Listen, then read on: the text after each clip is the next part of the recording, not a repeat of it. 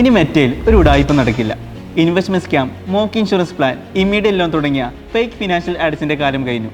ഈ വരുന്ന ജൂലൈ 31 മുതൽ ഇന്ത്യയിൽ ഫേസ്ബുക്ക് അല്ലെങ്കിൽ ഇൻസ്റ്റാഗ്രാമിൽ ഫിനാൻഷ്യൽ പ്രൊഡക്ട്സിന്റെ ആഡ്സ് റൺ ചെയ്യണമെങ്കിൽ വെരിഫിക്കേഷൻ പ്രോസസ് മാൻഡേറ്ററി ആക്കിയിരിക്കുകയാണ് മെറ്റ. എന്താണ് ഈ വെരിഫിക്കേഷൻ?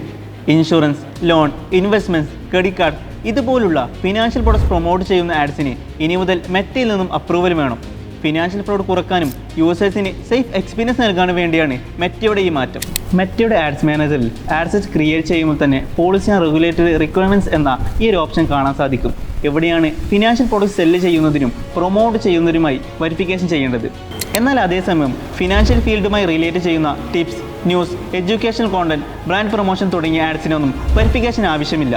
ഇത് യൂസേഴ്സിൻ്റെ സേഫ്റ്റി മാത്രമല്ല ഓണേഴ്സിൻ്റെ ആഡ് ക്രെഡിബിലിറ്റി ഇൻക്രീസ് ചെയ്യാനും സഹായിക്കും. For more tech related videos, do follow us.